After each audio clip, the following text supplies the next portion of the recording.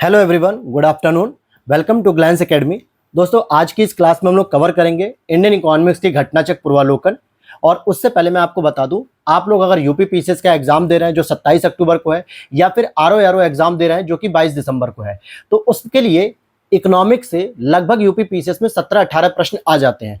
लेकिन वो जो 17-18 प्रश्न आते हैं, सबसे बड़ी दिक्कत क्या होती है कि इसमें से लगभग 7 से 8 प्रश्न तो होते हैं जो आपके करंट अफेयर्स और बजट से संबंधित होते हैं। तो ये दोनों तो आप कवर कर लेते हो, करंट अफेयर्स को पढ़ के और बजट को पढ़ के।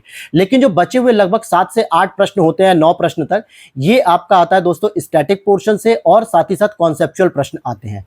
लेकिन इन चीजों का समावेश किसी एक पर्टिकुलर किताब में नहीं मिलता, जिसके लिए हमें जाना पड़ता है घटनाचक्र पूर्वावलोकन वॉल्यूम जो आते हैं, जो 8 वॉल्यूम में आती है। लेकिन उसके बावजूद भी इसकी जो घटनाचक्र है लगभग 616 पेजेस की है। आप देखोगे 2024 के एडिशन को तो 616 पेज की है, और जो इससे पहले वाली होगी वो लगभग 572 पेज की होगी। इतनी बड़ी किताब को कंप्लीट कर पाना, रिवीजन कर पाना, इसके फैक्ट को याद कर पाना, और बहुत सारी चीजें इसमें जिस समय पेपर हुए थे उस समय के बजट वगैरह पूछता है, जिससे हमें बार बार एलिमिनेट करने में इरिटेशन होती है। तो हमारे चैनल के द्वारा, हमारी टीम के द्वारा सबसे अच्छा इसका सॉल्यूशन प्रदान कर दिया गया। लगभग 94 पेजेस में, बोथ साइड में बता रहा हूं, मतलब 94 पेजेस में इसके पूरी के पूरे नोट्स को कंप्लीट कर दिया गया, जिसमें एडवांस डाटा को भी इंक्लूड किया गया, सारे चैप्टर्स इंक्लूड किए गए, थ्योरी भी इंक्लूड है, और सभी ऑप्शंस और पीवाईक्यूज भी इंक्लूड है। फिर चाहे वो यूपी पीसीएस का पीवाईक्यू हो, यूपीएससी का हो, आरओ का हो, Bihar PCS, MP PCS, Jharkhand, Uttarakhand, कहीं का भी हो, वो पीवाईक्यूज अगर रिलेवेंट है तो हमने उसको शामिल किया है। और इसी तरीके से बाकी सब्जेक्ट्स भी हमने सारे कंप्लीट करा दिए, आप लोग हमारी प्लेलिस्ट में देख सकते हो। और इसमें ऑलरेडी हम लोगों ने 4 क्लासेस कर दी थी, कुछ टॉपिक्स हमने कवर कर लिए थे जहां पर सारी चीजें इंपॉर्टेंट हैं, क्योंकि ये डायरेक्टली आपको किसी भी किताब में नहीं मिलता है। तो चलिए आज हम शुरू करते हैं लेक्चर नंबर 5 के बारे में। और उससे पहले आपको बता दूं, वीडियो पे पहली बार हो तो लाइक कर देना दोस्तों, और चैनल पे पहली बार हो तो सब्सक्राइब कर लेना। और इसकी पीडीएफ को आप परचेज भी कर सकते हो। व्हाट्सएप नंबर दे रहा हूं 8527594636। ये नंबर आपको वीडियो के नीचे भी मिल जाएगा। इस पे आप व्हाट्सएप करेंगे तो मेरी टीम से आपका कांटेक्ट हो जाएगा, और वहां से आपको इसकी पूरी जानकारी मिल जाएगी। तो चलिए आज की क्लास को शुरू करते हैं। लास्ट क्लास में हम लोग उद्योग के सेक्टर को कंप्लीट कर रहे थे, जो आपका चैप्टर नंबर 5 है, उद्योग इंडस्ट्री। और उसमें कुछ इंपॉर्टेंट फैक्ट रह गए थे, उनको जरा हम लोग कवर कर लेते हैं। जैसे उसके बाद हमारा सर्विस सेक्टर का नया चैप्टर शुरू होगा। यहाँ पर आप देखोगे, जैसे लिखा है यहाँ पे, चीनी को नियंत्रण मुक्त करने के लिए बनी एक समिति के अध्यक्ष कौन थे? सी रंगराजन। ये प्रश्न पूछा गया था बिहार पीसीएस में कि चीनी के नियंत्रण को मुक्त करने के लिए कौन सी कमेटी बनाई गई थी जिसने अपनी सिफारिश दी थी यहाँ पे? तो सी रंगराजन है। वहीं पे कुछ स्थानों के बारे में बात करें और ये किस उद्योग से संबंधित है। जैसे कटनी की बात करेंगे तो ये सीमेंट उद्योग से संबंधित है, और कटनी आपके कहां पर है दोस्तों? तो एमपी में पड़ता है ये। सूरत की बात करेंगे तो सूती वस्त्र से उद्योग से संबंधित है, क्योंकि ये गुजरात में है और यहां पर कपास का उत्पादन सबसे अधिक होता है, इसीलिए यहां पे सूती वस्त्र उद्योग है।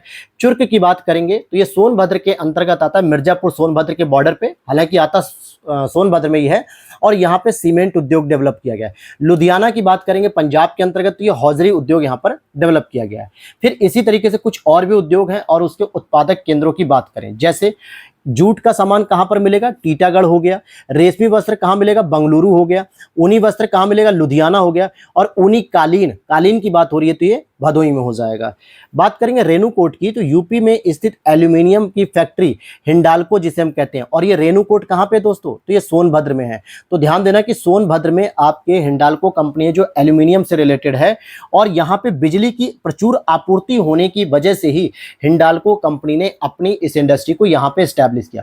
क्योंकि सोनभद्र उस क्षेत्र में आता है जहाँ पे सिंगरौली जैसा क्षेत्र है जो कोयला के उत्पादन के लिए महत्वपूर्ण क्षेत्र है, गोंडवाना लैंड के अंतर्गत आता है, और इसकी वजह से यहाँ पर पहले से ही जो कार्यरत है एनटीपीसी, लगभग 1976 से लगभग ये कार्यरत है, और यहाँ पे नेशनल थर्मल पावर कॉर्पोरेशन के द्वारा बिजली का उत्पादन किया जा रहा है, जो कि पर्याप्त मात्रा में हिंडाल्को इंडस्ट्रीज के लिए भी बिजली प्रदान कर पा रहा है। इसीलिए यहाँ पर हिंडाल्को इंडस्ट्रीज को एस्टैब्लिश किया गया। तो ये पूछा जाता है कई बार, आपकी कॉन्सेप्चुअल नॉलेज को चेक किया जाता है, आपके कॉमन सेंस को, कि अगर किसी उद्योग को हम कहीं पर स्थापित कर रहे हैं तो उसके पीछे क्या क्या चीजें हो सकती है। एक तो बिजली की आपूर्ति होनी चाहिए, दूसरा कच्चे माल की उपलब्धता होनी चाहिए, तीसरा पानी की उपलब्धता होनी चाहिए, क्योंकि किसी भी उद्योग को संचालित करने के लिए आपको बिजली भी जरूरी है, कच्चा माल भी जरूरी है और पानी भी उपलब्धता होनी चाहिए। और चौथा एक और इंपॉर्टेंट कि सस्ते दरों पे श्रम की उपलब्धता होनी चाहिए। अगर श्रमिक जो है कि महंगे दर पे उपलब्ध होंगे, यानी एक श्रमिक अपने एक दिन के काम का अगर 600-700 रुपए वेतन ले रहा है, तो नो डाउट जो भी कंपनी में प्रोडक्ट बनेगा वो फिर महंगा हो जाएगा और आम पब्लिक उसे नहीं खरीद पाएगी, जिसकी वजह से कंपनी को नुकसान होगा। तो कंपनी हमेशा सोचती है कि कुछ ऐसे पिछड़े क्षेत्रों से हमें श्रमिक मिले जहां पे 200-250-300 रुपए में भी अगर कोई श्रमिक काम कर लेता है तो हम उसे रोजगार दे दें, जिसकी वजह से जो कंपनी में सामान बनेगा, प्रोडक्ट बनेगा, उसकी लागत भी कम रहेगी और बाजार में उसका सामान इजीली बिक जाएगा। तो ये भी चीजें मैटर करती है। तो 3-4 कारण मैंने बता दिए, ये सबसे इंपॉर्टेंट कारण होते हैं। जल की उपलब्धता, बिजली की उपलब्धता, कच्चे माल की उपलब्धता और श्रम की उपलब्धता। तो ये कभी कभी ऐसे भी प्रश्न घुमा के पूछे जाते हैं। अब यहाँ पे कुछ एल्यूमिनियम की इंडस्ट्रीज हैं और कहाँ पर इनकी अवस्थिति है। जैसे बाल्को की बात करेंगे, भारत एल्यूमिनियम लिमिटेड कंपनी जो है ये आपके कोरबा में स्थित है। कोरबा कहाँ पे दोस्तों? तो छत्तीसगढ़ में आता है। कहाँ पर? छत्तीसगढ़ में आता है कोरबा। फिर आगे देखते हैं इंडाल की बात करें या इंडाल्को की, इंडियन एल्यूमिनियम कंपनी, तो ये हीराकुंड में आता है, ओडिशा के अंतर्गत। और हिंडाल्को की बात करेंगे, हिंदुस्तान एल्यूमिनियम कॉर्पोरेशन लिमिटेड, ये आपके रेणुकूट यानी सोनभद्र अर्थात यूपी में आता है। फिर एक आता है माल्को, और ये 2022 के प्रीलिम्स में पूछा गया प्रश्न है कि मद्रास एल्यूमिनियम कंपनी कहाँ पे? तो ये मेट्टूर सलेम तमिलनाडु के अंतर्गत है और इसका ऑप्शन दिया गया था चेन्नई, मद्रास दिया गया था शायद, तो यही गलत था यहाँ पे। फिर यहाँ पे एक और चीज देखी जा रही है कि प्रबंध में श्रमिकों की भागीदारी का अर्थ है कि नीति निर्णय लेने में भागीदारी। आपको पता होगा कि आर्टिकल नंबर 43 का ए पार्ट जोड़ा गया था। आर्टिकल नंबर 43 डीपीएसपी में, उसमें एक संशोधन करके 43 ए जोड़ दिया गया कि कर्मकारों की भी भागीदारी सुनिश्चित होनी चाहिए प्रबंधन से संबंधित। कहने का मतलब हुआ कि अगर कोई कंपनी अपने प्रोडक्ट को लेके, मैन्युफैक्चरिंग यूनिट को लेके अगर कोई डिसीजन ले रही है, तो कम से कम उसमें काम करने वाले जो लेबर मजदूर है, श्रमिक है, उनसे भी वार्तालाप होनी चाहिए, उनके संगठन से वार्तालाप होनी चाहिए, जिसे कहते हैं ना ट्रेड यूनियन के अध्यक्ष या ट्रेड यूनियन का कोई एक नेतृत्व करता, जिसे ये पता होना चाहिए कि कंपनी आगे की पॉलिसी में ये नीति बना रही है, इतना वेतन देगी, इतना जो है कि आपको पेंशन के रूप में रखेगी, इतना फंड काटेगी, इतना जो है कि घंटे काम करेंगे, इतने संडे की छुट्टी मिलेगी, ये सारी जानकारी भी पता होनी चाहिए। तो श्रमिकों को इसमें शामिल करना चाहिए। देवास की बात करें, जो कि एक एमपी का महत्वपूर्ण क्षेत्र है, ये एक औद्योगिक शहर है और यहीं पर करेंसी नोट की छपाई भी होती है। आरबीआई जो है कि आपकी जो करेंसी के नोट को प्रिंट करती है, जिसमें आपके 1000, 2000, 500, 10, 50 रुपए के नोट होते हैं, इनको कई जगह पे प्रिंट कराया था, जिसमें एक देवास भी इंपॉर्टेंट है। अब देवास में जाके आप लोग कहीं छापा मत मार देना या जो है कि कोई लूटपाट कर लेना, क्योंकि वहां से निकलने के बाद भी प्रिंटिंग होने के बाद आरबीआई तक जाता है, फिर वहां से उस पर मुहर लगती है, तब जाके जो है कि नोट पब्लिकली लॉन्च होते हैं। उद्योग के स्वरूप और आकार को निर्धारित क्या करते हैं? अगर उस उद्योग में पूंजी का निवेश कितना हो रहा है, श्रम की शक्ति कितनी है और बिजली की खपत कितनी है। मान लेते हैं कि अगर आपने कोई एक उद्योग के नाम से कोई कंपनी चलाई और आपका निवेश कुल मिला के 1 लाख करोड़ रुपए का, 1 लाख करोड़ का, और आपके लेबर काम कर रही है मुश्किल से 5000 लेबर, ठीक है। और अगर हम किसी दूसरी कंपनी को देखें जिसका जो इन्वेस्टमेंट है कम से कम 50 लाख करोड़ रुपए और उसमें श्रम काम कर रहा है, श्रमिक कम से कम 10,000 श्रमिकों को रोजगार मिला हुआ है, तो किसका आकार बढ़ा हुआ, स्वरूप बढ़ा हुआ? जिसमें पूंजी का निवेश अधिक होगा, श्रम की शक्ति होगी और बिजली की खपत कितनी है, बिजली का बिल कितना आ रहा है उस कंपनी का, ये भी चीज मैटर यहाँ पे करती है। फिर यहाँ पे विनिर्माण उद्योगों की स्थापना और उनका वर्ष, जैसे प्रथम सूती मिल 1818 में स्टैब्लिश की गई थी कलकत्ता में। प्रथम मशीन निर्मित कागज का विनिर्माण कब किया गया? 1870 कलकत्ता में। प्रथम सीमेंट फैक्ट्री की स्थापना 1904 में मद्रास में की गई थी। फिर यहाँ पे कुछ काल क्रमानुसार करने की बात की जा रही है, जैसे भारतीयों द्वारा चीनी उद्योग का विकास किया गया, बिल्कुल सही बात है। रिसड़ा में प्रथम जूट मिल का प्रारंभ किया गया। रिसड़ा कौन से क्षेत्र में आता है? ये वेस्ट बंगाल का क्षेत्र आता है जहां पे जूट मिल का प्रारंभ किया गया। वहीं आप देखोगे बंबई में प्रथम कपड़ा मिल का प्रारंभ किया गया। अब अभी आपने पढ़ा कि सर सूती वस्त्र का तो आपने बताया 1818 कलकत्ता, क्योंकि ध्यान देना कि जो 1818 कलकत्ता की थी ये विफल हो गई थी, यानी ये सफल नहीं हो पाई थी इंडस्ट्री, ये चल नहीं पाई थी। इसके बाद जो है कि हमने बंबई में स्टैब्लिश किया और इसी को सफल कपड़ा मिल माना जाता है पहले नंबर पे। फिर भारत ने स्टील का प्रथम बार उत्पादन किया, स्टील का प्रथम बार उत्पादन किया। अब जैसे यहाँ पे कुछ आप देखोगे उद्यम है, औद्योगिक समूह है, कौन कौन उसको ऑपरेट कर रहा है। जैसे यहाँ पे बीएसएनएल है, बीएसएनएल नहीं है, ठीक है, भारत संचार निगम लिमिटेड नहीं, यहाँ पे बीएसएनएल है जो कि टाटा समूह के द्वारा ऑपरेट हो रहा है। मुद्रा विशेष आर्थिक क्षेत्र के लिए अडानी समूह है, सीएमसी लिमिटेड के लिए टाटा समूह है और आईपीसीएल के लिए रिलायंस समूह है। इसको आप नहीं भी जानेंगे तो चलेगा, कोई ऐसी बात नहीं है। अच्छा, नेक्स्ट देख लेते हैं। अखिल भारतीय खादी और ग्रामीण उद्योग बोर्ड की स्थापना प्रथम पंचवर्षीय योजना में 1953 में की गई थी, जो कि खादी भंडार के उद्योग को बढ़ावा देने के लिए, और जिससे खादी का जो मुख्य काम होता है वो ग्रामीण क्षेत्रों में होता है। खादी मतलब जो कॉटन से निकाला जाता है, तो इसके लिए गांव के उद्योग को बढ़ावा देने के लिए और भारतीय खादी को अखिल भारतीय बनाने के लिए एक बोर्ड की स्थापना की गई थी पहली पंचवर्षीय योजना के द्वारा 1953 में। और उसके बाद एक आयोग भी बनाया गया। जैसे पहले तो बोर्ड बना, फिर बाद में कमीशन बन जाता है KVIC, और ये आज तक आप देखते हो, पढ़ते हो इसको, खादी एवं ग्राम उद्योग आयोग। इसकी स्थापना 1957 में की गई थी। और एक और समितियां यहाँ पे जो प्रश्न पूछता है कई सारी समितियों के मिलान करने के लिए, जैसे गोस्वामी समिति की बात करेंगे तो ये औद्योगिक रुग्णता की समस्या से संबंधित है, कि जो औद्योगिक स्तर की इकाइयां हैं जो बीमार हो गई हैं, जो एकदम खराब हो गई, दिवालियापन पे चल रही हैं, कोई काम नहीं चल पा रहा है, तो इनकी समस्या के समाधान के लिए इसको स्टैब्लिश किया गया। जानकी राम समिति की बात की, जानकी रमन, ये शेयर घोटाले की जांच करने के लिए था। मल्होत्रा समिति बीमा क्षेत्र में सुधार से संबंधित है। तारापोरे समिति इंपॉर्टेंट है दोस्तों, तारापोरे समिति ये पूंजी खातों में रुपए की परिवर्तनीयता से संबंधित है। अब ये क्या होता है टॉपिक, ये मैं आपको तपस्या नोट्स जो हमारी क्लास चल रही है, जिसमें ऑलरेडी कुछ क्लासेस नहीं आ पा रही है, अभी टाइम नहीं मिल पा रहा है, जबकि एंशिएंट हिस्ट्री कंप्लीट है, वर्ल्ड ज्योग्राफी भी कंप्लीट होने को रह गई है, और इकोनॉमिक्स मैंने पढ़ा रखा हूँ। तो वहां पर जब मैं इसको पढ़ाऊंगा तो वहां पे चीजें और समझ में आ जाएंगी। मीरा सेठ समिति हथकरघा के विकास के लिए है। सत्यम समिति की बात करेंगे तो वस्त्र उद्योग से संबंधित है। सत्यम समिति किससे संबंधित है, वस्त्र उद्योग से संबंधित है। फिर आगे देखते हैं, असंगठित और अनौपचारिक क्षेत्र में उद्यम प्रोत्साहन हेतु केंद्र सरकार ने अर्जुन सेन गुप्ता के नेतृत्व में एक समिति का गठन किया। असंगठित और अनौपचारिक क्षेत्र का मतलब होता है जहां पे रेगुलर रूप में आपको कार्य नहीं मिलता, रेगुलर रूप में आपको वेतन नहीं मिलता है। असंगठित का मतलब हो गया जैसे कुआं खोदकर पानी पीना रोज रोज। आज आपको नौकरी मिल गई, आज आपको काम मिल गया, आपने दिन भर मजदूरी किया और आपको शाम को वेतन मिल गया 400-500 जो भी रुपए आपको मिला। हो सकता है आपको कल भी नौकरी मिल जाए, कल भी काम मिल जाए, लेकिन अगले 2-3 दिन आपको कोई काम ही ना मिले, इसलिए आपको उस दिन कोई इनकम ना हो, तो ऐसे क्षेत्र को कहा था अनौपचारिक या असंगठित क्षेत्र। सामान्यतः इसमें जो घर बनाने वाले मिस्त्री होते हैं, मजदूर होते हैं, प्लम्बर होते हैं, ये लोग अनौपचारिक सेक्टर में आते हैं। वैसे आते बहुत सारे हैं, लेकिन मैंने एक एग्जाम्पल दिया जिसको हर लोग जानते होंगे। आपने मिस्त्री से 10 दिन काम करवाया, आपका घर तैयार हो गया, 10-15 दिन में एक कमरा तैयार हो गया, और आपने फिर उसे छोड़ दिया, भैया अब हमारा काम खत्म, अब अपने पैसे ले लो, खत्म। हो सकता है अगले 2-3 दिन तक वो घर बैठा रहे, उसको कोई काम ही ना मिल पाए, तो ये होता है असंगठित क्षेत्र। और इसके समाधान के लिए अर्जुन सेन गुप्ता नाम की एक कमेटी तैयार की गई थी। आगे देख लेते हैं, राज्य वित्त निगम राज्य स्तर की एक वित्तीय संस्था है जो कि MSME से संबंधित है। और भारत में MSME जो मतलब उद्योग होते हैं, इनको सपोर्ट करने के लिए सिडबी बैंक स्पेशली यूपी में कार्यरत है। सिडबी बैंक जिला खनिज प्रतिष्ठान खनिज कार्य से प्रभावित लोगों के हितों की रक्षा करने के लिए जिला खनिज प्रतिष्ठान की स्थापना की गई। और वही भारतीय अक्षय ऊर्जा विकास एजेंसी IREDA, इसका क्या काम होता है, तो ये पब्लिक लिमिटेड सरकारी कंपनी है और एक गैर बैंकिंग वित्तीय कंपनी है, जिसको हम लोग क्या कहते हैं, सामान्यतः NBFC। इसको समझ लीजिए थोड़ा सा, NBFC को यहाँ पर ही, क्योंकि आगे परेशानी नहीं होगी। यहाँ लिखा हुआ गैर बैंकिंग वित्तीय कंपनी, तो इसको इस फुल फॉर्म क्या लिखेंगे, NBFC, यानी नॉन बैंकिंग फाइनेंशियल कंपनी। ये एक ऐसी कंपनी होती है जो कंपनी अधिनियम 2013 के तहत रजिस्टर्ड तो होती है, लेकिन ये बैंक नहीं होता है, फिर भी ये बैंक की तरह काम करता है। बैंक सामान्यतः क्या काम करता है, 2 काम करता है। जरूरत पड़ने पर आपके पैसे को जमा भी करता है, डिमांड डिपॉजिट, और जरूरत पड़ने पर आपको लोन भी देता है, यही 2 काम करता है। लेकिन NBFC मुख्य रूप से क्या करती है, कोई खाता वगैरह ओपन नहीं कराती है, लेकिन जरूरत पड़ने पर छोटे छोटे स्टार्टअप्स को, छोटे छोटे उद्यम को या बड़े बड़े भी उद्यमों को लोन प्रोवाइड कराती है।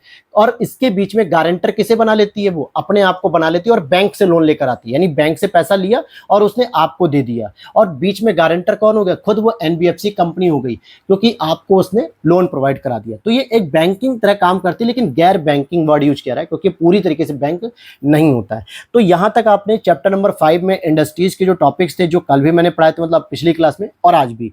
और अब हम शुरू करेंगे तृतीयक सेक्टर की सेवाएं। अब यहां से बेनिफिट क्या है आपको, आप अगर इस प्रिंट आउट निकाल लेते हैं इस PDF को, तो आराम से आप बार बार रिवीजन करेंगे, तो यहाँ पे वो सारे क्वेश्चन मिल जाएंगे, कमेटीज मिल जाएंगी, इंडस्ट्रीज मिल जाएंगी, क्या क्या उसमें समस्याएं, ये सभी चीजें आपको एक जगह पे मिल जाएगी। मुश्किल से 94-95 पेज की PDF है, आप आराम से इसको रट्टा मार सकते हो एग्जाम से 3 महीने पहले भी। और जो 7-8 प्रश्न आपके गलत हो सकते थे, वो आपके गलत नहीं होंगे, और इससे आप प्रीलिम्स भी इजिली क्वालिफाई कर लोगे, क्योंकि एक एक प्रश्न की दोस्तों कीमत होती है। उससे पूछो जिसका एक नंबर से, एक क्वेश्चन से प्रीलिम्स रुक गया था 2023 में, 2022 में, 2021 में, या यूपीएससी का देखो अभी प्रीलिम्स हुआ ना था आपका 16 जून को, उसमें देखो कई लोगों का ऐसा हुआ जो एक एक नंबर से प्रीलिम्स रुक गया।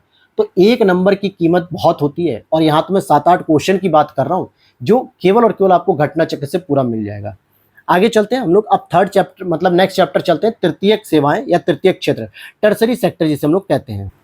अब सबसे पहले आपको यहाँ पे पता होना चाहिए कि प्राथमिक सेक्टर किसे कहते हैं, द्वितीयक सेक्टर किसे कहते हैं, और टर्सरी यानी कि तृतीयक सेक्टर किसे कहते हैं। तो प्राथमिक सेक्टर का मतलब होता है जहां पर हम कोई भी ऐसी उत्पादन की कार्य करते हो जहां पर हम प्राथमिक संसाधनों का प्रयोग करते हैं, यानी कि प्राकृतिक संसाधनों का, जैसे कृषि वानिकी हो गया, मत्स्य उद्योग हो गया, खनन हो गया, उत्खनन हो गया, खनिज हो गया। इनको अगर हम देखते हैं तो ये प्राथमिक क्षेत्र में आते हैं, क्योंकि हम इसमें कहीं ना कहीं प्राकृतिक संसाधनों का प्रयोग कर रहे होते हैं, जैसे जल का उपलब्धता, जल का प्रयोग करते हैं, मिट्टी का प्रयोग करते हैं, मछली पालन करते हैं, ये सभी प्राथमिक क्षेत्र में आते हैं। लेकिन जो सेकेंडरी उद्योग होते हैं उसमें सामान्यतः हम इन्हीं कच्चे पदार्थों का, जो प्रकृति से हमें मिलते हैं, उन्हीं कच्चे पदार्थों को लेकर हम कंपनी में प्रोसेस करते हैं, और प्रोसेस करने के बाद हम इसे डिब्बा बंद, पैक्ड या किसी भी तरीके की चीजों के रूप में कन्वर्ट कर देते हैं, और इसे हम करते हैं द्वितीयक क्षेत्र में। ठीक है, द्वितीयक सेक्टर में इसे हम शामिल कर लेते हैं। अब यहां पे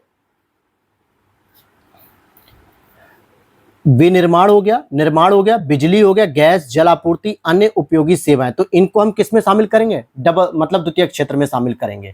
और यहां पर अगर हम तृतीय क्षेत्र में देखें, जो सामान्यतः हमें सेवा को प्रदान करता है, जैसे मान लो कच्चे माल को आपको इंडस्ट्री तक लेकर आना है, प्राथमिक सेक्टर से द्वितीय क्षेत्र में लेकर आना है, तो बीच में कोई ट्रांसपोर्टेशन की सुविधा होगी, बीच में कोई स्टाफ कर्मचारी की सुविधा होगी जो लेखा परीक्षा करेगा हर एक चीज की, तो ये क्या हो गया, सेवा हो गई। या फिर द्वितीय क्षेत्र से पहले क्षेत्र में लेके जाना हो, या आम पब्लिक तक सेवाएं पहुंचानी हो, तो ये सभी तृतीय क्षेत्र में हो गए। जैसे अगर एक टीचर आपको शिक्षा दे रहा है तो वो भी क्या कर रहा है, सर्विस कर रहा है। बैंक वाले क्या कर रहे हैं, आपको सर्विस प्रोवाइड कर रहे हैं, आपके पैसे का पूरा लेन देन हिसाब रख रहे हैं। ट्रांसपोर्ट सिस्टम जो कुरियर वाली सेवाएं होती है, ये क्या हो रही है, ये सारी की सारी आपको देती हैं। तो ये सभी चीजें, जैसे व्यापार हो गया, परिवहन हो गया, वित्त हो गया, वास्तविक संपदा हो गई, बैंकिंग, बीमा, वास्तविक संपत्ति, होटल, विपणन, ये सभी सर्विसेज प्रोवाइड करा रही हैं, इसीलिए इनको हम तृतीय क्षेत्र में रखते हैं। तो तीनों क्षेत्र क्लियर हो गए। अगर आप देखोगे गौर से तो सेवा क्षेत्र में भारत का सबसे बड़ा क्षेत्र 53.4% जीडीपी में योगदान है, यानी सर्विस सेक्टर का सबसे बड़ा योगदान होता है। हमारे यहाँ अगर 3 सेक्टर हैं तो प्राइमरी सेक्टर लगभग 20% के आसपास है, और सेकेंडरी सेक्टर लगभग 23-24% के आसपास है, और बाकी बचे हुए जीडीपी में योगदान सर्विस सेक्टर का है। हमारे भारत में सर्विस सेक्टर में सबसे ज्यादा ग्रो देखने को मिली, चाहे वो सॉफ्टवेयर इंजीनियर हो या किसी प्रकार की चीजें आप देखो, तो सबसे ज्यादा ग्रो आपको देखने को इसी में मिलती है। उद्योग का लगभग 28.3%, कृषि का लगभग 18.3% है, और ये क्रम वाइज भी है, ऐसे आपको मिलान करने के लिए भी आ सकता है, तो याद रख लेना। फिर आगे देखते हैं, ट्राई के बारे में बात करते हैं। इसमें ज्यादा प्रश्न नहीं थे, इसलिए जो है कि वो 2-3 पॉइंट को शामिल किया गया है। ट्राई यानी कि telecom regulatory authority of India, जो भारतीय दूरसंचार विनियामक प्राधिकरण है, और ये दूरसंचार से संबंधित है। ये भी आपको दूरसंचार से संबंधित जितनी भी सर्विसेज है वो प्रोवाइड करती है। अब चलते हैं हम नेक्स्ट चैप्टर की बात करते हैं। नेक्स्ट चैप्टर की अगर हम बात करें तो राजकोषीय नीति और राजस्व के बारे में, यानी कि जो सरकार की फिस्कल पॉलिसी होती है, बजट जब प्रस्तुत होता है और साल भर के उसमें इकोनॉमिक सर्वे के माध्यम से बताया जाता है कि भारत सरकार का घाटा पिछले वित्तीय वर्ष में कितना था, आगामी वित्तीय वर्ष में हम कितना घाटा रखेंगे, ये सभी जानकारी आपको राजकोषीय नीति के तहत मिलती है। और राजस्व का मतलब जो आप कलेक्शन करते हो, चाहे वो टैक्स के रूप में हो, इनडायरेक्ट टैक्स हो, डायरेक्ट टैक्स हो, कॉर्पोरेट टैक्स हो, किसी भी प्रकार का राजस्व का संकलन करना ही राजस्व कहलाता है। तो 7 चैप्टर पे आते हैं। सबसे पहले आपको देखना है कि राजकोषीय उत्तरदायित्व और बजट प्रबंधन FRBM एक्ट 2003 लॉन्च किया गया। कई बार होता है इसका मिलान करने के लिए आता है फेरा, FEMA, FRBM act. FRBM act की फुल फॉर्म पढ़ेंगे तो फिस्कल रेस्पॉन्सिबिलिटी बजट मैनेजमेंट। इसके तहत कहा गया था कि केंद्रीय बजट प्रस्तुति के साथ संसद के समक्ष एक बृहद आर्थिक रूपरेखा भी विवरण प्रस्तुत करेंगे, क्योंकि कई बार ये कहा जाता था, पहले होता था 2003 से पहले, कि बजट ही केवल प्रस्तुत किया जाता था, बाकी उसमें 3 महीने की पॉलिसी, 6 महीने की पॉलिसी, साल भर की पॉलिसी के बारे में कोई विवरण नहीं प्रस्तुत होता था। लेकिन 2003 का जब FRBM एक्ट आता है तो उसने ये चीजें प्रस्तावित की और कहा कि हमें ये भी चीजें प्रस्तुत करनी चाहिए, जिसमें बृहद रूप से इकोनॉमिक क्या आपकी पर्सपेक्टिव है, क्या परिपाटीज है, इनको प्रस्तुत किया जाता है। इसी तरीके से नेक्स्ट अगर आप देखोगे तो भारत में जेंडर बजटिंग केंद्रीय बजट 2005-6 में शुरू किया गया था। इंपॉर्टेंट है दोस्तों, जेंडर बजटिंग जो शब्द प्रयोग किया गया है, जैसे कई सारे बजट के पैरामीटर्स होते हैं, परफॉर्मेंस बजट होता है, जीरो बजट होता है, जेंडर बजटिंग होती है। जेंडर बजट का मतलब हो गया कि आप किसी एक लिंग के प्रति कितने संवेदनशील हैं और उसकी सुविधाओं के लिए, उसके सशक्तिकरण के लिए आप क्या कर रहे हो। जब भी जेंडर इंपावरमेंट की बात आती है, जेंडर बजटिंग की बात आती है, जेंडर इक्वालिटीज की बात आती है, तो हम हमेशा महिला जेंडर को जो है कि हम प्रमोट करने की बात करते हैं, क्योंकि ऑलरेडी हमारे आदिकालीन समाज से, प्राचीन भारत से आप देखोगे, ये भारत ही नहीं पूरे विश्व में देखोगे तो पुरुष प्रधान सोसाइटी होने की वजह से पुरुषों को तो पहले से बहुत सारे विशेषाधिकार प्राप्त थे। महिलाओं के कुछ विशेषाधिकारों में कटौती थी, चाहे वो रोजगार को लेकर हो, आत्मनिर्भर को लेकर हो, शिक्षा को लेकर हो, चिकित्सा को लेकर हो, स्वास्थ्य को लेकर हो, भोजन को लेकर हो, क्वालिटी को लेकर हो, हर चीज में उनके साथ भेदभाव किया गया। तो इसीलिए जेंडर बजटिंग लाया गया कि महिलाओं के उत्थान के लिए, महिलाओं के विकास के लिए आप एक अलग से धनराशि प्रस्तुत करिए, जिसको जेंडर बजटिंग कहा गया। तो यहाँ पे महिलाओं को मुख्य धारा में लाने के लिए एक शक्तिशाली कार्यक्रम लॉन्च किया गया। इसकी शुरुआत 2005-6 में की गई। अब जैसे बजट 2023-24 की प्राथमिकताएं क्या थी, आप ध्यान देना, ये जो नोट्स तैयार किया गया तो इसमें बजट 2023-24 की थी, लेकिन अभी क्या पेश हुआ, 24-25 का बजट आ गया। 24-25 का भी आया ना, 23 जुलाई को हमारी निर्मला ताई जी ने प्रस्तुत किया। तो आपको यहाँ पर 23-24 की जगह 24-25 की प्राथमिकताएं याद होनी चाहिए, जो 4 पिलर हैं। लेकिन मैं कहता हूँ 2023-24 का भी रखो, क्योंकि यूपी पीसीएस आरओ अक्सर एक साल पहले का भी पूछ लेता है। ये तो 11 फरवरी और 17 मार्च के हिसाब से तो रिलेवेंट था, जरूरी था ये, लेकिन अब पेपर आपका अक्टूबर में हो गया, तो इसका मतलब ये नहीं कि आप इसे छोड़ दीजिए।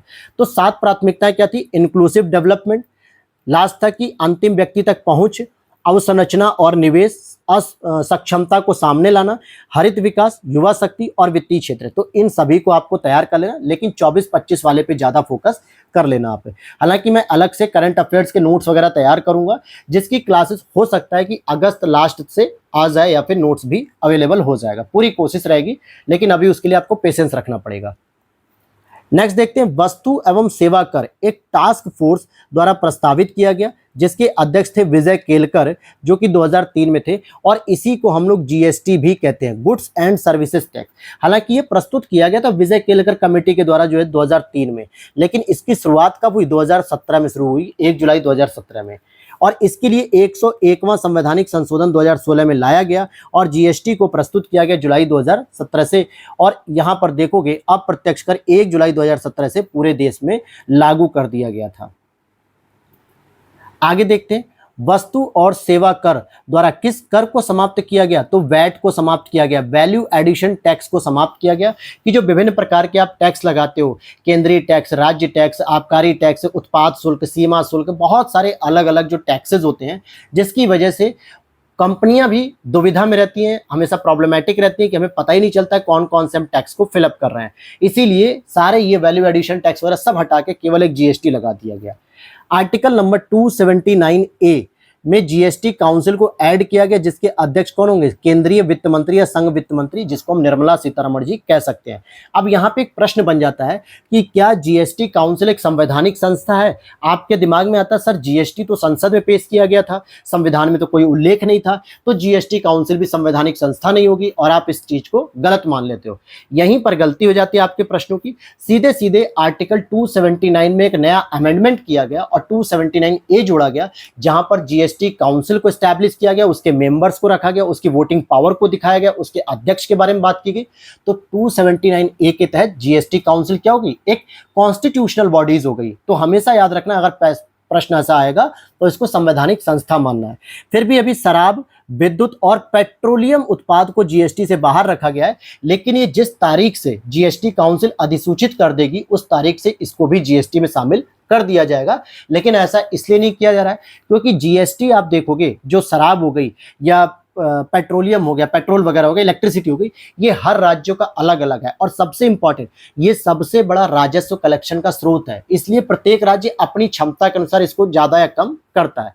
उत्तर प्रदेश की बात करें तो उत्तर प्रदेश में पब्लिक बहुत है, 25 करोड़ की लगभग आबादी है। 25 करोड़ में से लगभग 10-12 करोड़ लोगों के घर में तो 4 व्हीलर, मोटरसाइकिल, बहुत सारी चीजें। वो लोग अगर ऑयल भरवाएंगे तो सरकार को राजस्व की अधिक मात्रा होगी। आप देखो जब शराब खरीदने की बारी आती है लीकर वगैरह की, तो जितने भी दिल्ली के आसपास के बॉर्डर के जो क्षेत्र हैं वहां पे लोग क्या कहते हैं, यार दिल्ली से ले आओ क्योंकि दिल्ली में आपको टैक्स नहीं मिलेगा या बहुत कम सस्ते में मिल जाएगी। वही शराब यूपी में, गाजियाबाद में, बागपत में, मेरठ में महंगी मिलेगी, हो सकता है 1,000 की मिले, और वही शराब आपको दिल्ली में 700 की मिल जाए, 300 रुपए की बचत हो गई। क्यों? क्योंकि दिल्ली का जीएसटी अलग है शराब के लिए, मतलब टैक्स, और यूपी का टैक्स अलग है। अगर इसको हम जीएसटी में ला देते तो दिल्ली में भी 700 की मिलती और यूपी में भी 700 की मिलती, तो नुकसान किसे होता? यूपी को हो जाता। इन्हीं वजहों से कुछ चीजों को इसको बाहर रखा गया, लेकिन जीएसटी काउंसिल जब चाहेगी इस पर निर्णय करके इसे शामिल कर सकती है जीएसटी के अंतर्गत। आगे देखते हैं, राजस्व तटस्थ दर जीएसटी के तहत राजस्व के साथ पूर्व के राजस्व आय से मेल खाने के लिए स्थापित किया गया। खैर इसकी कोई जरूरत नहीं है। अब चलते हम प्रोग्रेसिव टैक्स के बारे में बात कर लेते हैं। प्रगामी कर किसे कहते हैं? अच्छा, हमारे भारत में कौन सा टैक्स लगता है ये भी आपको पता होना चाहिए। एक प्रगामी कर होता है, एक अप्रगामी कर होता है, एक मिक्स होता है, तो इनके बारे में भी आप जान लेना। लेकिन यहां पर आप देखोगे टैक्स के बारे में, जो प्रोग्रेसिव टैक्स क्या होता है, आय के पुनर्वितरण का सर्वोत्तम तरीका इसको समझा गया है कि जैसे जैसे इनकम बढ़ेगी वैसे वैसे आपकी टैक्स भी रेट बढ़ेगी। लेकिन ध्यान देना, इसमें एक और समस्या आ जाती है। जैसे मान लेते हैं कि अगर कोई व्यक्ति है, इसकी इनकम लगातार बढ़ती जा रही है और आपकी टैक्स की रेट बढ़ती जा रही है, यानी अगर उसने कमाया 1,000 रुपए तो आपने ले लिया 10 रुपए का टैक्स, अगर उसने कमाया 1,00,000 रुपए तो आपने ले लिया 100 रुपए का टैक्स, अगर उसने कमाया 1 करोड़ रुपए जो है कि, ठीक है, तो आपने ले लिया 1,000 का टैक्स। धीरे धीरे आपकी इनकम बढ़ती जा रही है और आपकी टैक्स की रेट भी बढ़ती जा रही है। एक समय बाद व्यक्ति क्या करेगा? चोरी करने लगेगा। टैक्स इवीजन कहते हैं, कर अपवंचन कहते हैं इसको। उसे लगेगा यार जैसे जैसे मेरी इनकम बढ़ रही है वैसे वैसे ये सरकार टैक्स बढ़ा रही है, तो क्यों ना मैं अपनी इनकम को ब्लैक मनी के रूप में दिखाना शुरू कर दूं। मतलब मैं कह दूं कि सर मैंने भले कमाया 5 करोड़ है, लेकिन सरकार से मैं कहूं कि मैंने सर 1 करोड़ रुपए ही कमाया, 1 करोड़ का आप टैक्स ले लो, तो 4 करोड़ रुपए क्या हो गए? ब्लैक मनी हो गई। और ये हमारी अर्थव्यवस्था के लिए बहुत बड़ी चैलेंज खड़ी करती है, क्योंकि ब्लैक मनी को पैरेलल इकोनॉमी भी कहा जाता है। एक इकोनॉमी तो वो है जो आरबीआई और सरकार के कागज में दर्ज है कि हमारे भारत की अर्थव्यवस्था कैसी चली। एक इकोनॉमी वो होती है जो ब्लैक मनी के रूप में खड़ी हो जाती है और जिसका समाधान निकाल पाना बहुत मुश्किल हो जाता है। तो ये आपकी टैक्स की पॉलिसी देखिए इस तरीके से होती है। तो प्रगामी कर क्या होता है? जिसमें आपकी इनकम बढ़ने के साथ टैक्स की रेट को भी बढ़ाया जाता है। अब यहां पर आप अगर देखोगे प्रोग्रेसिव टैक्स के बारे में, ये तो हो गया। आगे देखते हैं, भारत में राजकोषीय नीति का निर्धारण केंद्र सरकार का वित्त मंत्रालय करता है, जबकि मौद्रिक नीति आरबीआई द्वारा की जाती है।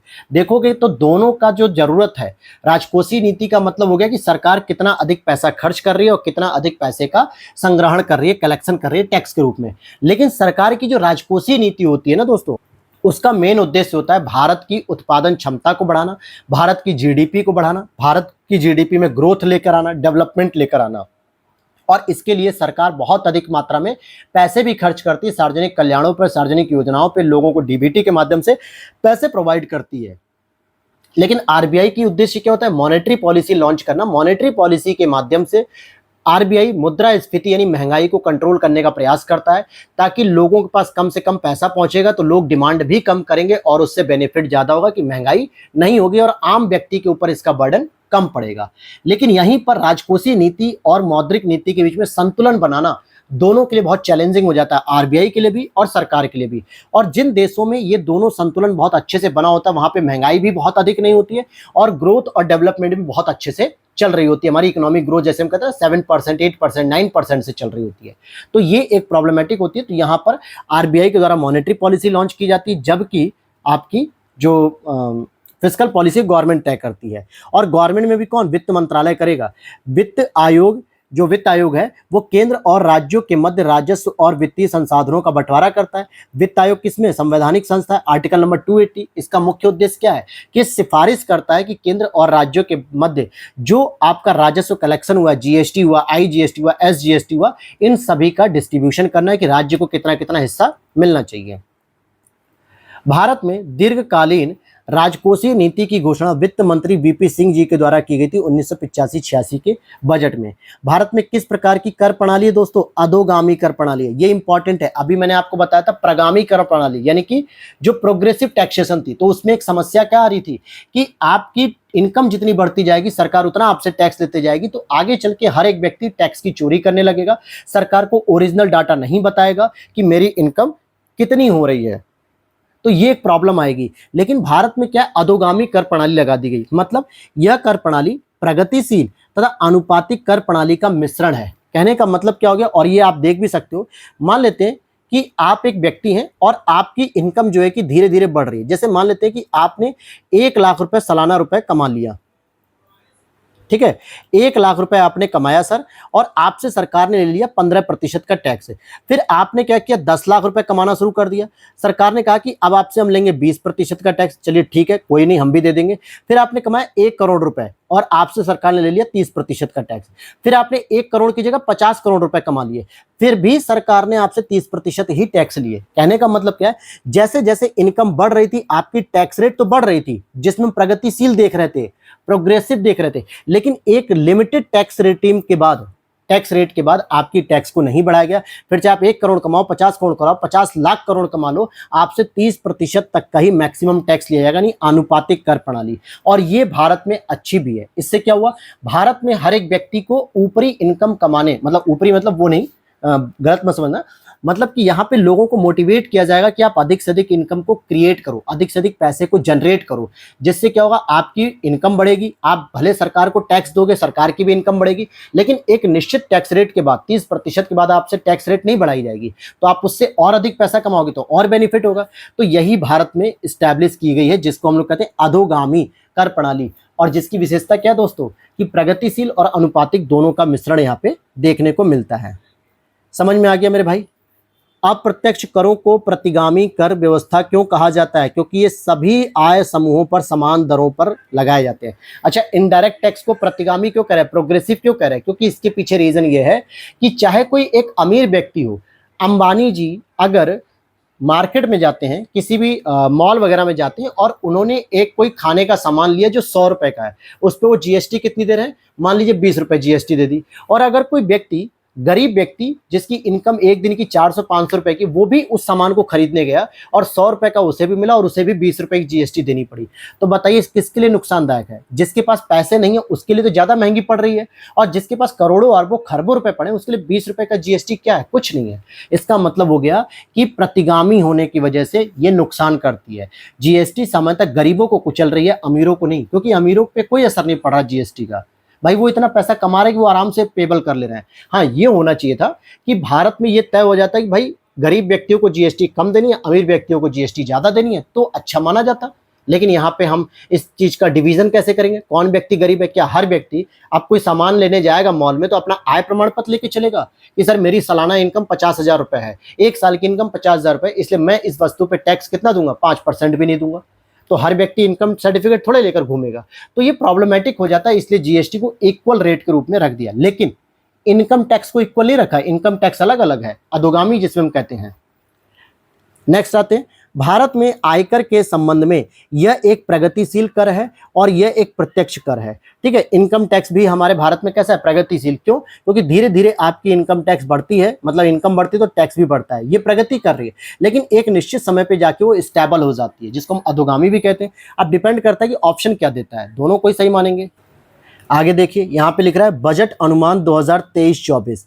इसमें करों का जो सबसे बड़ा स्रोत है, यानी कि जो सरकार टैक्स कलेक्शन करती है, उसमें सबसे बड़ा हिस्सेदारी किसकी आती है। और ये 2023-24 का ही नहीं है, आप 24-25 का भी इकोनॉमिक सर्वे उठा के देख लो, आप उससे पिछले भी देख लो, हमेशा आपका देखोगे कि जीएसटी पहले नंबर पे आती है, निगम कर कॉर्पोरेट टैक्स सेकंड नंबर पे, और आयकर जो है कि आपका थर्ड नंबर पे होता है। फिर इसके आगे देखते हैं। अच्छा, यहाँ पर भी कई बार ये डिस्प्यूट होता है कि जो स्टाम्प शुल्क होते हैं, जो संघ सूची में वर्णित हैं, केंद्र सरकार द्वारा लगाया जाता है, परंतु राज्यों द्वारा एकत्रित और आवंटित किया जाता है। ये इंपॉर्टेंट है। देखो, स्टाम्प शुल्क क्या होते हैं, जो एफिडेविट आप बनवाते हो, चाहे प्रॉपर्टी खरीदते समय आप स्टाम्प शुल्क लगाते हो ना। आपने अगर मान लो 10 लाख रुपए की कोई प्रॉपर्टी खरीदी तो उस पर स्टाम्प शुल्क लगेगा, मान लो 70,000, 60,000, 65,000 जो भी, उसको आप कहाँ जमा करते हो, अपने राज्य की तहसील में जमा करते हो। कहाँ पर, राज्य की उस जिले की तहसील में।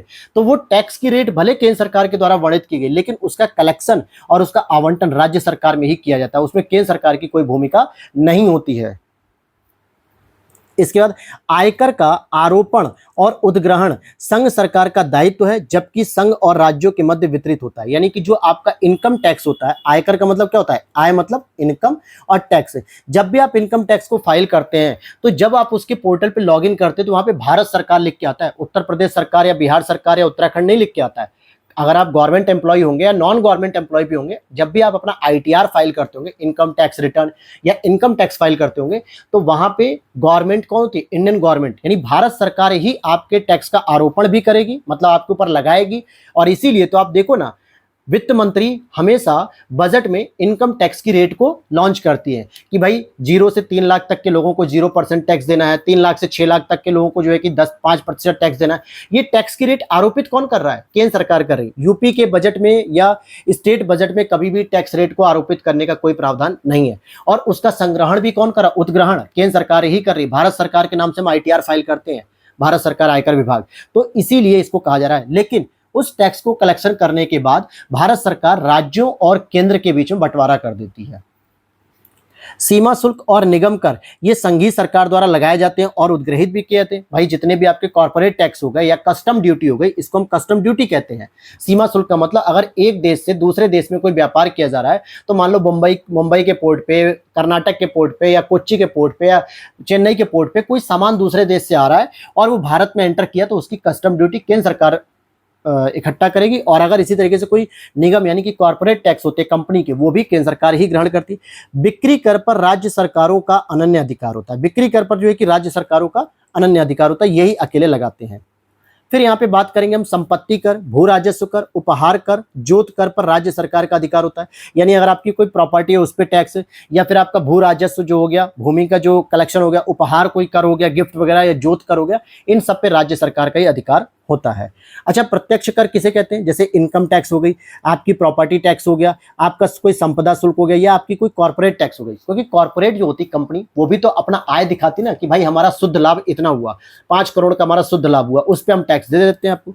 और अप्रत्यक्ष कर किसे कहते हैं, जैसे विक्रय कर हो गया, एक्साइज ड्यूटी हो गई, कस्टम ड्यूटी हो गई, ये सभी विक्रय कर होते हैं। मतलब अप्रत्यक्ष कर, जैसे आप देखो ना, कस्टम ड्यूटी हो गई, या आपकी जो कोई वस्तु आप बेचते हो, खरीदते हो सामान से, तो उसमें जीएसटी हो जाती है, इनडायरेक्ट टैक्स। सूची फर्स्ट और सूची सेकंड की बात करेंगे। इस समय बहुत चर्चा में है दोस्तों कैपिटल गेन टैक्स, संपत्ति का विक्रय। कैपिटल गेन टैक्स में इंडेक्सेशन एक वर्ड आ गया है, इस बार बहुत चर्चा में है इस समय इंडेक्सेशन। और दूसरा, इसकी रेट को 10% से बढ़ाकर 12.5% कर दिया गया है इस बार 2024-25 के बजट में, जो निर्मला ताई ने 23 जुलाई को पेश किया।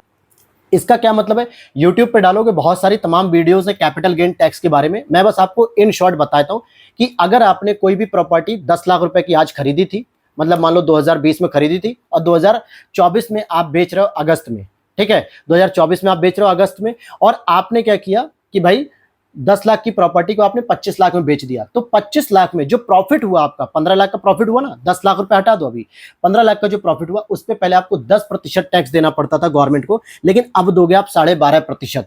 तो यानी अपनी ही प्रॉपर्टी को बेचने में जो कमाई हो रही है उस पर भी आप 10 की जगह 12%, 12.5% टैक्स दोगे।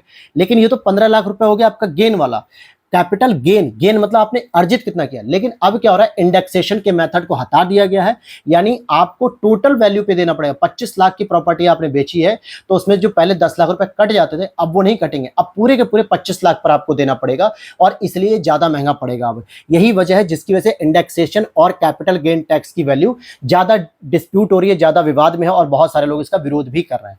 भाई 10 लाख की जब हमने खरीदी थी तो भी हमने इनकम टैक्स उसका फाइल कर दिया होगा कि 10 लाख पे हमने इतनी स्टाम्प ड्यूटी दे दी, इतना हमने टैक्स दे दिया।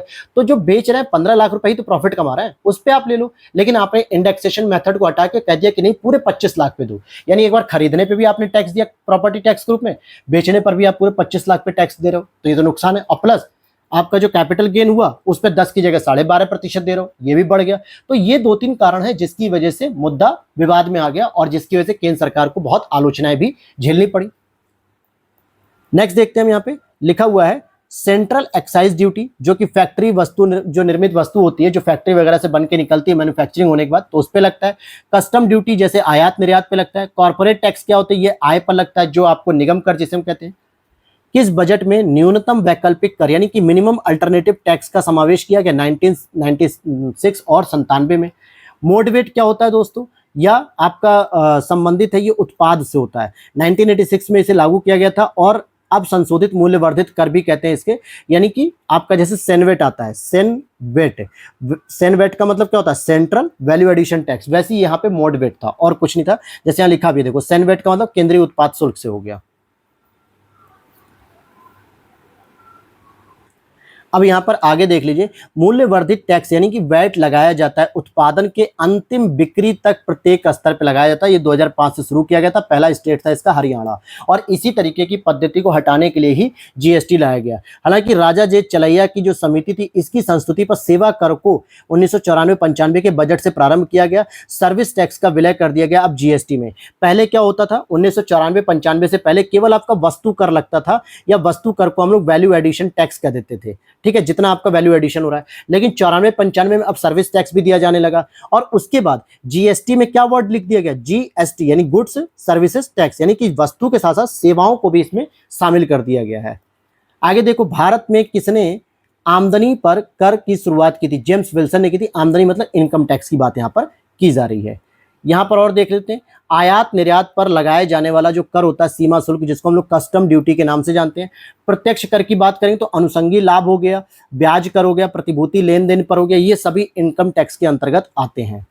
अच्छा, कुछ और कर होते हैं जिन पे राज्य सरकार का एकाधिकार होता है, जैसे मनोरंजन कर हो गया, राज्य उत्पादन शुल्क हो गया, कृषि आयकर, भूमि कर, पंजीकरण शुल्क, वाणिज्य कर, ये सभी किसमें आते हैं, राज्य सरकार में। तो सबसे इंपॉर्टेंट क्या होता है, आप मनोरंजन कर को याद रख लो, ये राज्य सरकार लगाती है। कृषि आयकर रख लो, जो कृषि पर जो भी उत्पादन हो रहा है, जो प्रॉफिट हो रहा है, उस पर भी राज्य सरकार कर लगाती है।